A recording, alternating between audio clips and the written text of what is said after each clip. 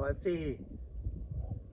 hopa Shirame Petuuche Eme Tashi Esti Petuuche Jamahano Sata. Hello. In my language, Petuuche is my Acoma name. I'm standing outside my house here on the Acoma Indian Reservation. And behind me, you can see our sacred mountain, which is called Kaweshtima. Of course, in English name, it's named after a colonizer by the name of Mount Taylor, Zachary Taylor. So the English name is Mount Taylor, but in our language, Kaweshtima, just the name of it. And the reason I bring it up is over 50 years between 1940s and the 1990s, uranium was mined on the west face of Mount Taylor. And that is what is affecting our people today.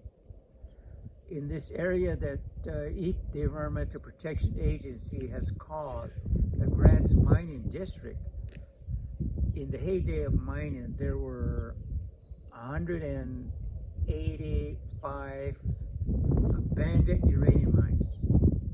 Of course, those were operating then. And to process that uranium ore, there were 5 uranium mills. So in an area about 25 miles wide, 100 miles long, 2,500 square miles, you had this many uranium mines and the processing of the uranium ore. Over the years, the mines as they operated and men and women worked in those places, one of the biggest uranium mine was called Jackpile. That is to the east of us, on the other side of our community. It's called the Laguna Indian Reservation. The Jackpile mine was at one time the world's largest open pit uranium mine. The rest of the mines occurred west of here, west of the Acoma Indian Reservation, about 30 miles away. To the west was where the rest of these operating mines and mills. As a result of mining and milling, the radioactive contamination affected the lives, the land, the air, the water of our people living here. And even though 20 years later, after the mines and mills have closed, they still affect the lives of our people and the land and the air and the water. So that our people are affected by some form of cancer.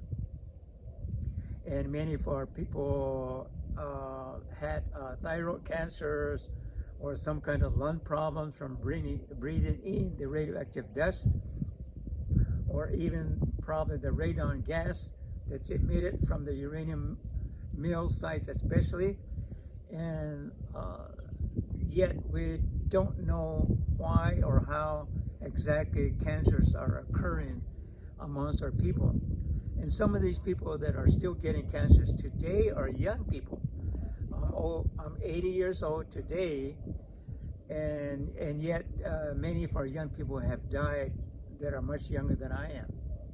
So there's always just been concern of radioactive exposures and just accumulation of radioactivity in their bodies that affects the people living here today. For example, in the Navajo Nation, where there are many more abandoned uranium mines than here, the Church Rock community and the Redwater Pond Road community have really been affected because they live right on uranium ore deposits, and they live right within the vicinity of the uranium mine millings.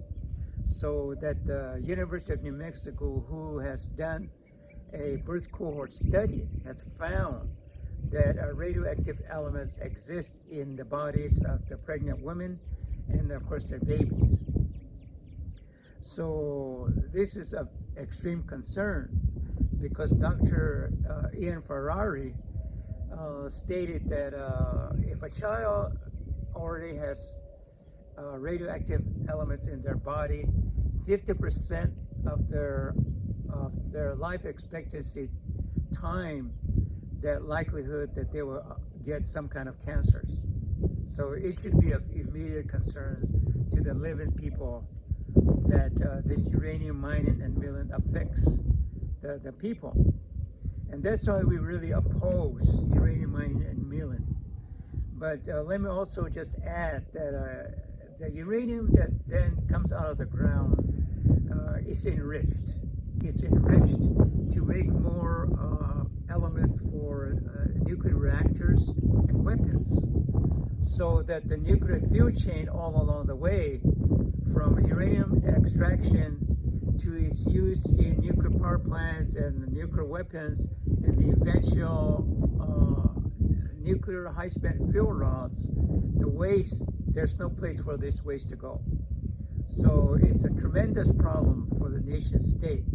What's happening now is that the nation has 104 nuclear power plants, and they want to transport these high-spent fuel rods to New Mexico and possibly Texas.